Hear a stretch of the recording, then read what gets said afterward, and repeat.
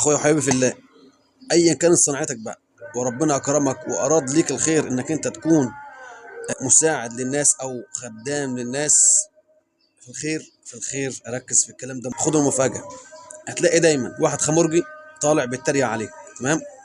هتلاقي واحد حشاش طالع بيتريق عليك، هتلاقي واحد ما يفهمش مثقال ذرة في صنعتك ايا كانت يطلع يتريق عليك. انا مشيت في طريق الخير، امشي وكمل ومالكش دعوه باي حد، اعمل اعمى واطرش، ولا بشوف ولا بسمع. انك هتلاقي واحد حرامي طالع بيتكلم على العام ويقول لك ان انت ما تفهمش حاجه، هتلاقي واحد طالع يقول لك ان ده غلط، هتلاقي واحد طالع اصلا ما يعرفش يحط الفلاشه في الريسيفر ويعرف ان الريسيفر ده 8 ولا 4 ولا صيني ولا هندي، هيطلع يتكلم. فلو انت ربنا كرمك يا اخويا في الله يا حبيبي وطلعت وربنا كرمك وشغال بتخدم الناس في الخير، نحط 100 شرط تحت الخير دي، هتلاقي واحد يطلع ياخد منك فلوس وما يرضاش يديها لك غير لما تخرب الدنيا وترجع تعمل مشاكل معاه عشان يديها لك. هتلاقي واحد يستغل طيبتك، هتلاقي واحد يستغل الحاجات اللي انت بتعملها.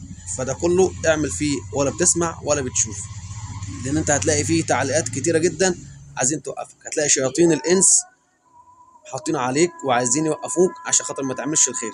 اعمل الخير ده انت شايفه خير ومالكش دعوه باي حد، وفي الاخر تروح عند ربنا سبحانه وتعالى هتلاقي الخير ده موجود عندك وبالزياده.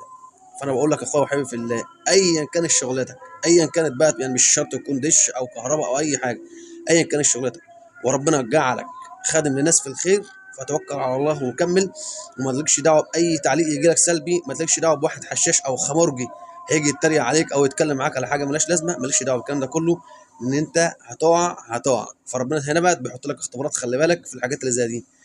كن عند ثقه ربنا سبحانه وتعالى، آه كون في الخير سباق، اجري في الخير دايما ادم هو خير وانت شايف انه خير، وما تبصش وراك وما تبصش على السلبيات اللي انت هتشوفها في المجتمع بتاعنا، عشان خاطر احنا دايما بنسقط الناجح، دايما بنسقط الناجح. كلام مفهوم؟